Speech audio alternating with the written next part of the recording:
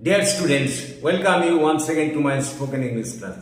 দেখো আজকে আমরা হ্যাভিং এর যে ব্যবহার শিখছিলাম তার আজকে থার্ড পর্ব বা তৃতীয় পর্ব।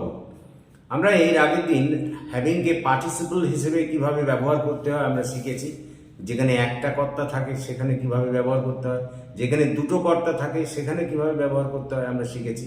আজকে আমরা জিরান্ড হিসেবে দেখব হ্যাভিং এর ব্যবহার। দেখো আগে বলে নি জিরান্ড কাকে বলে। এমনি জিরান্ড সম্পর্কে তোমাদের ধারণা থাকা দরকার। দেখো কোনো ভার্বের সঙ্গে আইএনজি যোগ করে তারপর তাকে যদি নাউন হিসেবে ব্যবহার করা হয় তাকে আমরা সাধারণত জিরান্ড বলি। এই জিরান্ড সাধারণত বাক্যে কর্তা হিসেবেও ব্যবহৃত হতে পারে বা কর্ম হিসেবেও ব্যবহৃত হতে পারে। তার মানে মূল ক্রিয়ার সঙ্গে আইএনজি যোগ করে বা V1 রূপের সঙ্গে আইএনজি যোগ করে তাকে যখন নাউন হিসেবে বাক্যের কর্তা বা কর্ম হিসেবে ব্যবহার করা হবে তাকে বলে জিরান্ড। তো হ্যাভিংকে যখন আমরা জিরান্ড হিসেবে ব্যবহার করব তখন জেনে রাখো যে এই হ্যাভিং মানে হ্যাভের সঙ্গে আইএনজি যোগ করছি অ্যাকচুয়ালি, তাহলে হ্যাভিং সেক্ষেত্রে কোনো নাউনের সঙ্গে জড়িত হয়ে প্রথমেই বাক্যে বসবে কর্তা হিসেবে অথবা কর্ম হিসেবেও বসতে পারে, কিন্তু সেখানে নাউন হিসেবে ব্যবহৃত হবে।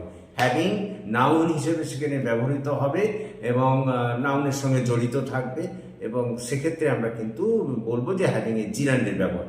এই বাক্য চিনবো কি করে, কোথায় জিরান্ড হবে আমরা চিনবো কি করে? যদি দেখো বাংলা বাক্যের শেষে জরুরি, দরকার, প্রয়োজন এরকম কথা আছে তাহলে সেখানে দেখবে যে হ্যাভিংকে সেক্ষেত্রে জিরান্ড হিসেবে ব্যবহার করতে হবে। যেমন মনে করো আমি যদি এরকম বলি প্রত্যেকের জীবনে একটা বাড়ি থাকা দরকার। লক্ষ্য করো লাস্টে দরকার আছে, তাই প্রত্যেকের জীবনে একটা বাড়ি থাকা দরকার। তাহলে হ্যাভিং এ হাউস, লক্ষ্য করো, is essential in everyone's life. তাহলে এক্ষেত্রে বাক্যের গঠনটা হচ্ছে কি, প্রথমে হ্যাভিং যুক্ত নাউন, তারপর বি ভার্বের রূপ মানে অ্যামিজার যদি প্রেজেন্ট টেন্স হয়, ওয়াজ ওয়ার হবে যদি পাস্ট টেন্স হয়, আর যদি ফিউচার টেন্স হয় তাহলে শ্যাল বি উইল বি হবে, এবং তারপর কিন্তু অন্যান্য যেসব কর্ম আছে সেগুলো। আমি আবার বলি, যদি যখন আমরা হ্যাভিংকে ব্যবহার করছি জিরান্ড হিসেবে তখন মনে রাখো হ্যাভিং এর সঙ্গে নাউন যুক্ত হয়ে প্রথমেই বসবে কর্তা হিসেবে, কর্ম হিসেবেও বসতে পারে কিন্তু প্রথমে কর্তা হিসেবে বসবে, তারপরে বি ভার্বের রূপ বসাবো। বি ভার্বের রূপ মানে প্রেজেন্ট টেন্স হলে অ্যামিজার, তারপরে পাস্ট টেন্স হলে ওয়াজ ওয়ার, আর ফিউচার টেন্স হলে শ্যাল বি বা উইল বি, এবং তারপর অন্যান্য যেসব কর্ম আছে আমি সেগুলো বসাবো। যেমন মনে করো আমি যেটা বললাম যে প্রত্যেকের জীবনে একটা বাড়ি থাকা দরকার। লক্ষ্য করো লাস্টে দরকার আছে, দরকার, জরুরি, প্রয়োজন এরকম লাস্টে যদি থাকে তখন বুঝবে হ্যাভিংকে জিরান্ড হিসেবে ব্যবহার করতে হবে।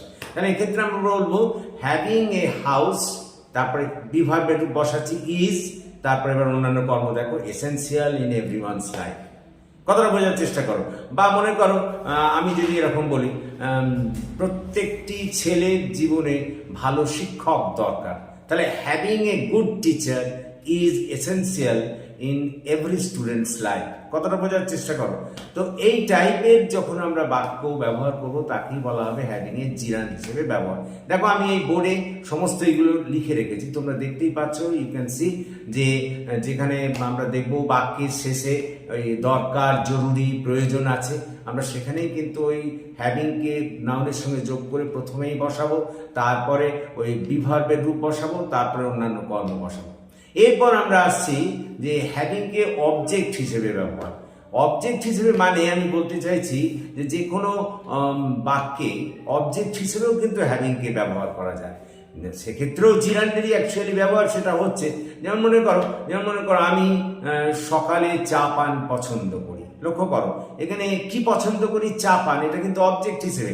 তাহলে লক্ষ্য করো I like having tea in the morning. লক্ষ্য করো, বা সে দুপুরে মাংস পছন্দ করে, তাহলে হি লাইকস, দেখো he likes having meat in lunch.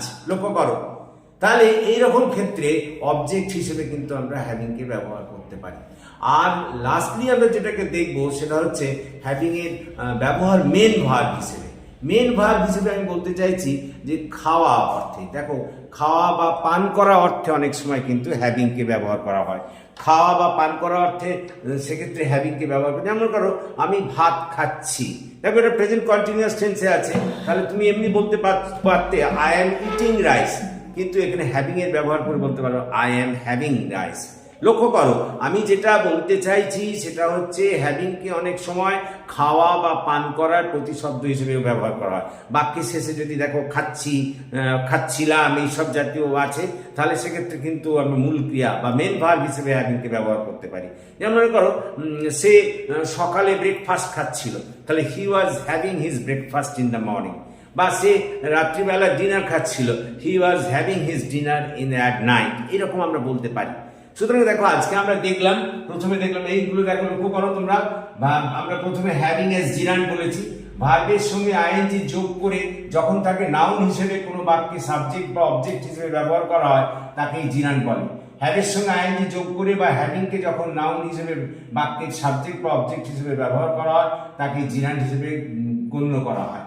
যেমন করো এক্ষেত্রে সাধারণত চেনার কথা বলছি, এক্ষেত্রে সাধারণত বাক্য শেষে দরকার, জরুরি, প্রয়োজন ইত্যাদি জাতীয় শব্দ থাকে, আমি সব কথা বলেছি তোমাদের।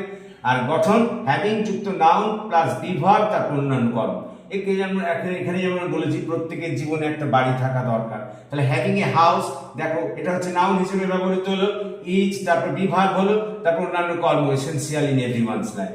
তারপর অবজেক্ট হিসেবে ব্যবহার বলেছি যে অনেক সময় হ্যাভিং অবজেক্ট হিসেবে ব্যবহৃত হয়, কোনো বাক্যে হ্যাভিং কর্ম হিসেবে বা অবজেক্ট হিসেবে ব্যবহৃত হবে এবং সেক্ষেত্রে কর্মের সঙ্গে এটা জড়িত থাকে, এবং সেক্ষেত্রে নিয়ম হলো সাবজেক্ট প্লাস টেন্স অনুযায়ী ক্রিয়া, তারপরে হ্যাভিং যুক্ত কর্ম। যেমন মনে করো আমি সকালে চা পান পছন্দ করি, লক্ষ্য করো তাহলে আই লাইক, এটা প্রেজেন্ট ইনডেফিনিট টেন্সে আছে, তাহলে আই লাইক আমি পছন্দ করি। এবার কি having tea in the morning.